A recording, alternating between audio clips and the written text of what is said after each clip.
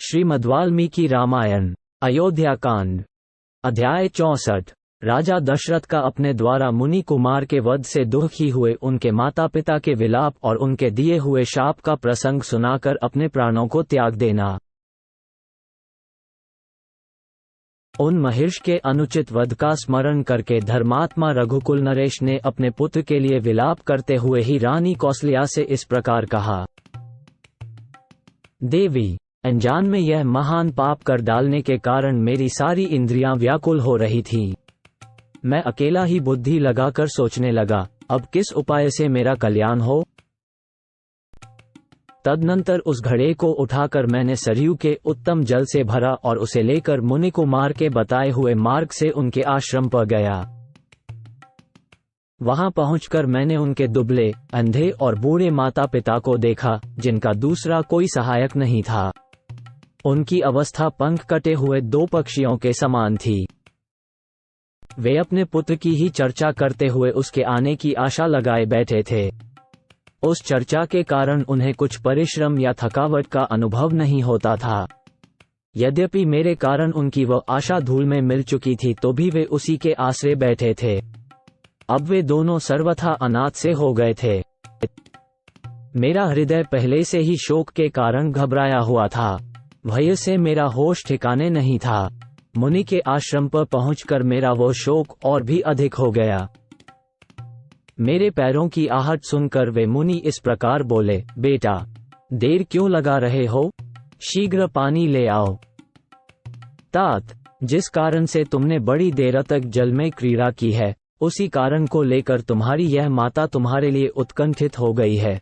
अतः शीघ्र ही आश्रम के भीतर प्रवेश करो। बेटा, तात, यदि तुम्हारी माता ने अथवा मैंने तुम्हारा कोई अप्रिय किया हो तो उसे तुम्हें अपने मन में नहीं लाना चाहिए, क्योंकि तुम तपस्वी हो। हम असहाय हैं, तुम ही हमारे सहायक हो। हम अंधे हैं, तुम ही हमारे नेत्र हो। हम लोगों के प्राण तुम ही में अटके हुए हैं। बताओ, तुम बोलते क्यों नहीं हो?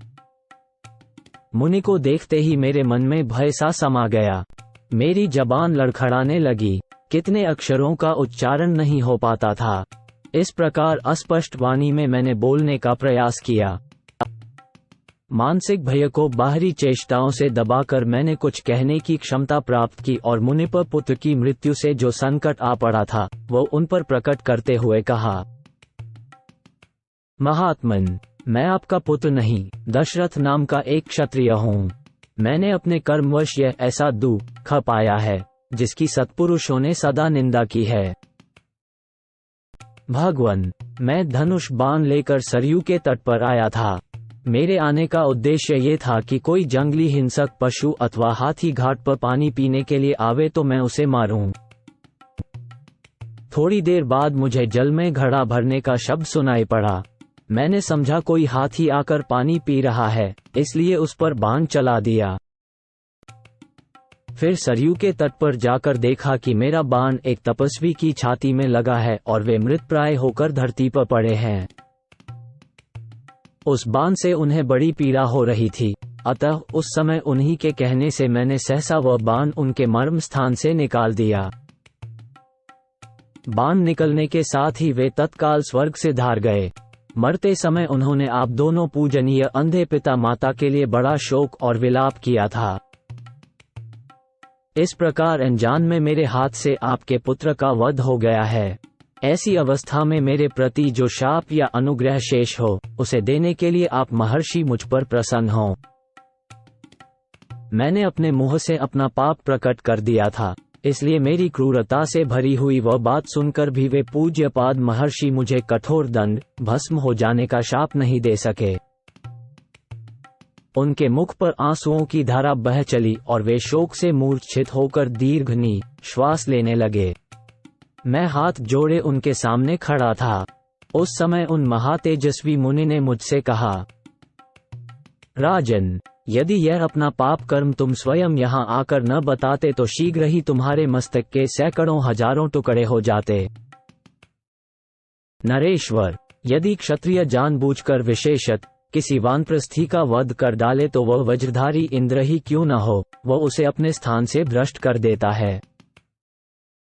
तपस्या में लगे हुए वैसे ब्रह्मवादी मुनि पर जानबूझकर शस्त्र का प्रहार करने वाले पुरुष के मस्तक के 7 टुकड़े हो जाते हैं। तुमने अनजान में ये पाप किया है, इसीलिए अभी तक जीवित हो। यदि जानबूझकर किया होता तो समस्त रघुवंशियों का कुल ही नष्ट हो जाता, अकेले तुम्हारी तो बात ही क्या है।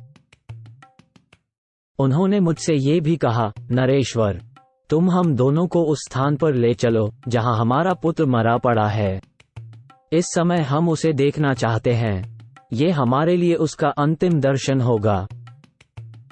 तब मैं अकेला ही अत्यंत दुख में पड़े हुए उन दंपति को उस स्थान पर ले गया जहां उनका पुत्र काल के अधीन होकर पृथ्वी पर अचेत पड़ा था।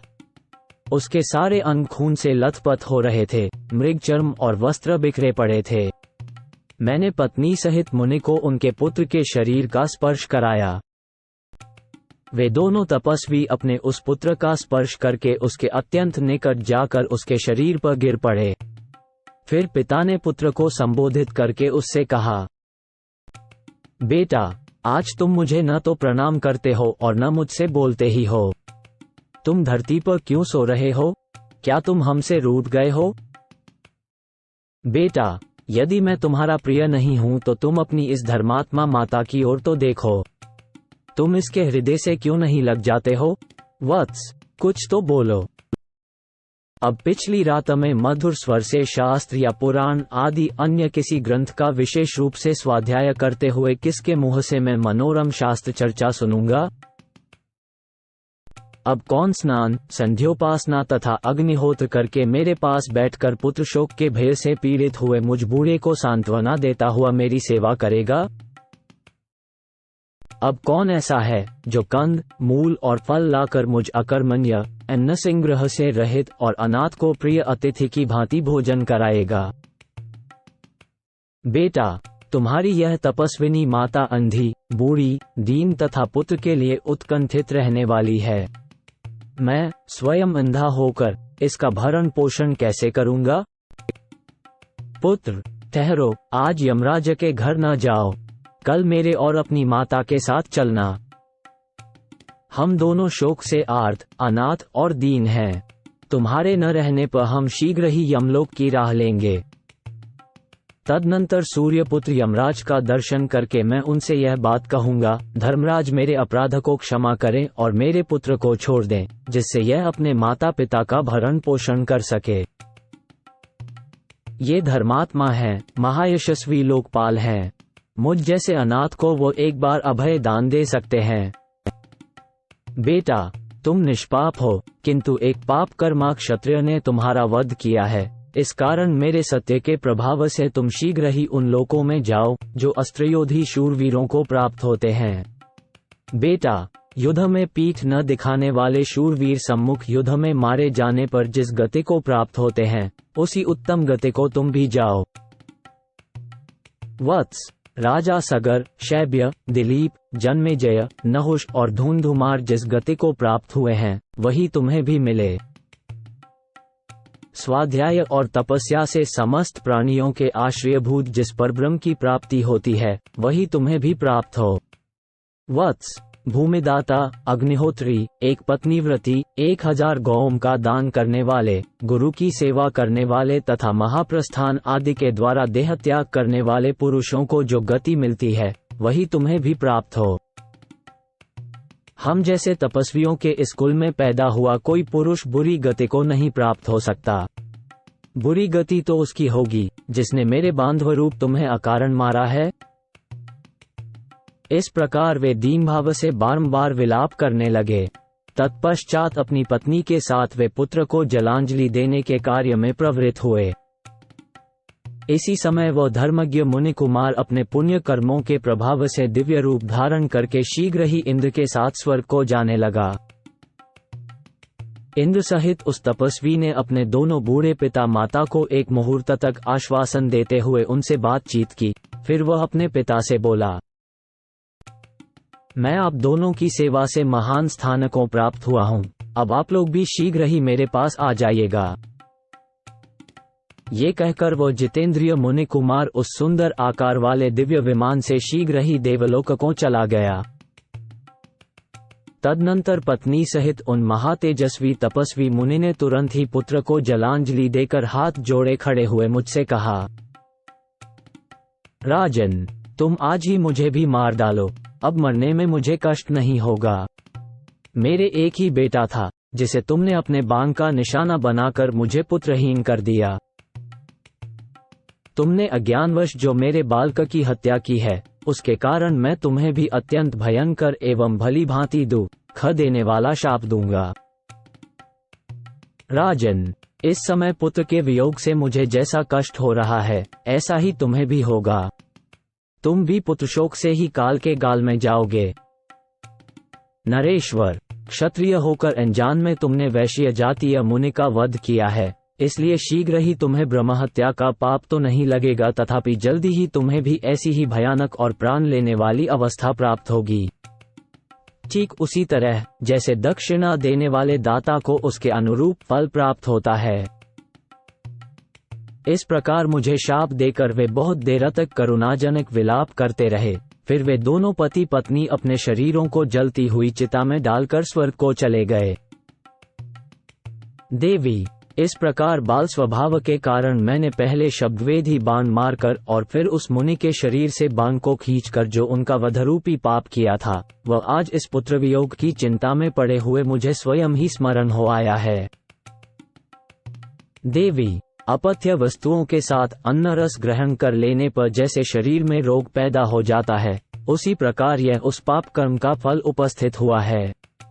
अतः कल्याणी, उन उदार महात्मा का शापरूपी वचन इस समय मेरे पास फल देने के लिए आ गया है।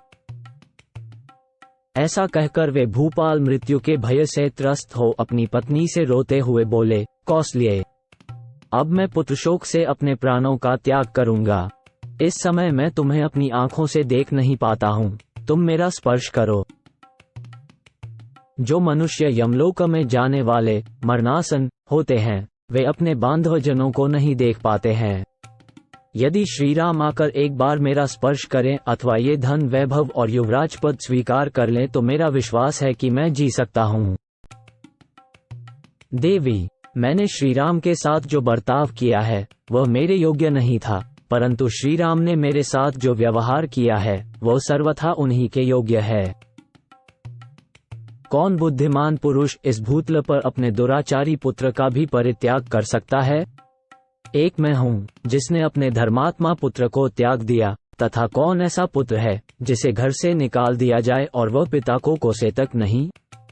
परंतु श्री राम चुपचाप चले गए, उन्होंने मेरे विरुद्ध एक शब्द भी नहीं कहा। कौसल्ये, अब मेरी आंखें तुम्हें नहीं देख पाती हैं, स्मरण शक्ति भी लुप्त होती जा रही है। उधर देखो, ये यमराज के दूत मुझे यहाँ से ले जाने के लिए उतावले हो उठे हैं।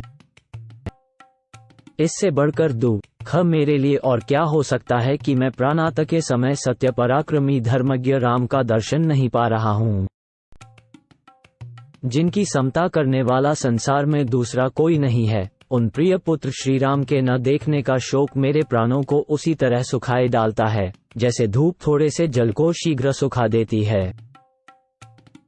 वे मनुष्य नहीं देवता हैं जो आपके 15वें वर्ष वन से लौटने पर श्रीराम का सुंदर मनोहर कुंडलों से अलंकृत मुख देखेंगे, जो कमल के समान नेत्र, सुंदर भौहें, स्वच्छ दांत और मनोहर नासिका से सुशोभित श्रीराम के चंद्रोपम मुख का दर्शन करेंगे, वे धन्य हैं। जो मेरे श्रीराम के शरद चंद्र सदृश मनोहर और प्रफुल्ल कमल के समान सुवासित मुख का दर्शन करेंगे, वे धन्य हैं। जैसे मूर्ता आदि अवस्थाओं को त्याग कर अपने उच्च मार्ग में स्थित शुक्र का दर्शन करके लोग सुखी होते हैं, उसी प्रकार वनवास की अवधि पूरी करके पुनः अयोध्या में लौटकर आए हुए श्रीराम को जो लोग देखेंगे वे ही सुखी होंगे। कौसल्ये, मेरे चित्त पर मोह छा रहा है, हृदय विदीर्ण सा हो रहा है। इंद्रियों से संयोग होने पर भी मुझे शब्द, स्पर्श और रस आदि विषयों का अनुभव नहीं हो रहा है। जैसे तेल समाप्त हो जाने पर दीपक की अरुण प्रभा विलीन हो जाती है, उसी प्रकार चेतना के नष्ट होने से मेरी सारी इंद्रियां ही नष्ट हो चली हैं। जिस प्रकार नदी का वेग अपने ही किनारे को काट गिराता है, उसी प्रकार मेरा अपना ही उत्पन्न किया हुआ शोक मुझे वेगपूर्वक अनाथ और अचेत किए दे रहा है। हा महाबाहु रघुनंदन, हा मेरे कष्टों को दूर करने वाले श्री राम, हा पिता प्रिय पुत्र, हा मेरे नाथ, हा मेरे बेटे, तुम कहाँ चले गए? हा कौसल्य, अब मुझे कुछ नहीं दिखाई देता। हा तपस्विनी सुमित्रे, अब मैं इस लोक से जा रहा हूँ। हा मेरी शत्रु क्रूर कुलारगार कैकेयी, तेरी कुटिल इच्छा पूरी हुई। इस प्रकार श्री राम माता कौसल्या और सुमित्रा के निकट शोकपूर्ण विलाप करते हुए राजा दशरथ के जीवन का अंत हो गया। अपने प्रिय पुत्र के वनवास से शोकाकुल हुए राजा दशरथ इस प्रकार दीनतापूर्ण वचन कहते हुए आधी रात बीतते बीतते अत्यंत दुख से पीड़ित हो गए और उसी समय उन उदारदर्शी नरेश ने अपने प्राणों को त्याग दिया।